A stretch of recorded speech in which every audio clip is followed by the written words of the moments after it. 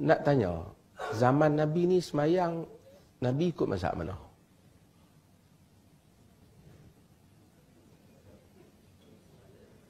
Ha? Sebelum tu lah, bukan saya nak merendah mazhab, nak bagi faham. Seorang mufti dia tanya, ni nak kabur, biar dah, nak setuh sikit. Dia tanya kuat ni. Dia kata zaman Nabi itu, Nabi ikut mazhab mana? Dia mufti. Soalan gini, kalau tanya, jadilah orang tu, orang yang paling bodoh di dalam dunia. Dia lebih bodoh daripada juara lembu paling bodoh dalam pertandingan lembu-lembu bodoh sedunia. Kerana apa? Kerana pada zaman Nabi mana ada mazhab, apa pula soalan gitu. Kalau kita tanya zaman Nabi, sama tak gini? Zaman Nabi, Nabi ikut jabat agama mana? Boleh tak soal gitu? Bodoh ke cerdik?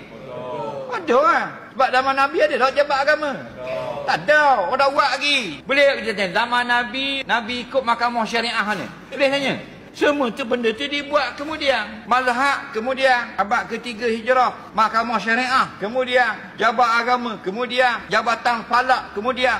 Semua tujuan-tujuan tu dibuat untuk maslahat umat Islam. Kenapa dibuat jabatan falak? Untuk menentakkan hisab, menentukan raya, menentukan tarikh zakat, tarikh melontar, tarikh nak buat haji. Faham? Keperluan manusia. Dia buat satu jabatan. Benda tu benda yang baru, zaman Nabi tak ada. Tidak mahkamah syariah. Kerana ramai ada manusia, ramai umat Islam sekarang bercelaru macam-macam hukum tentang hal rumah tangga. Hak ni gitu waktu begini. Jadi diputuskan oleh mahkamah. Hal perkahwinan ini sah atau tidak. Zaman dulu mana ada di mahkamah syariah. Nak nikah lah. Jadi dah kalau seorang mufti bertanya soalan yang paling bodoh gitu, apa yang kita harapkan dengan orang yang tidak mufti? Yang jahil. Lagilah nyaknya. Tanya apa soalan gitu. Jadi kita tanya gini. Dah zaman Nabi ikut mufti mana? Dia mau mufti. Betul tanya dia. Zaman Nabi orang ikut mufti mana? Tak mau bapak bid'ah mufti. Zaman Nabi ada tak mufti? Tak ada. Kerana Nabi masih hidup. Kau tak tanya zaman Nabi ikut mufti mana? Jadi mu tak layak jadi mufti bid'ah.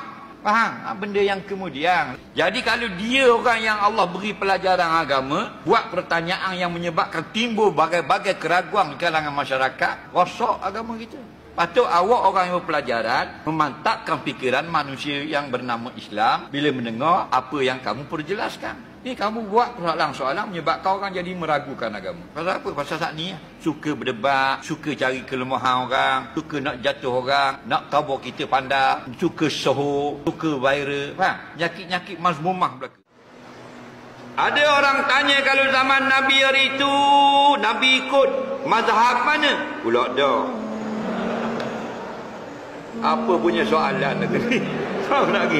Kambing pun tak tanya lagu tu. Nampak tak? Okey? Dia benda yang kemudian takkan ada di zaman sebelum. Sebelum itu tak ada. Okey, cuba buat soalan begini. Zaman sahabat, mereka sebih kereta kat mana? Ada tak?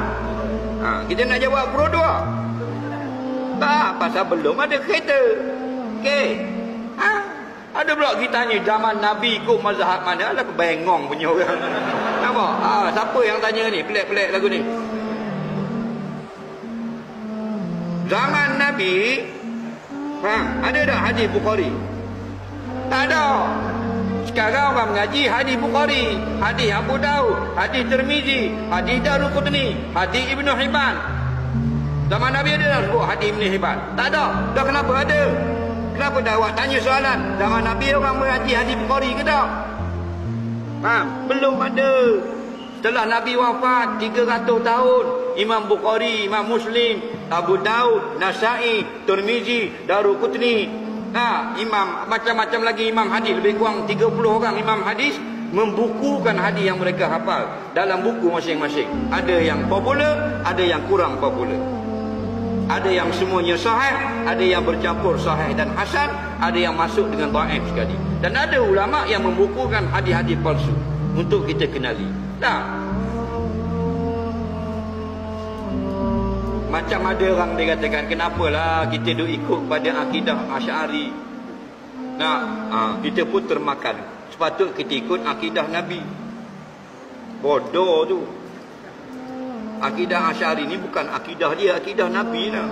Dah kenapa panggil akidah Asy'ari? Imam Asy'ari yang himpun. Orang panggil je akidah Asy'ari. Faham lagi? Sama macam hadis Bukhari, bukan hadis Imam Bukhari. Imam Bukhari tukang himpun, hadisnya Nabi. Kalau seorang ustaz dia mengajar hadis, dia kata oleh kerana kitab hadis kita sudah tamat, minggu depan kita mula kitab baru, kita belajar hadis Bukhari.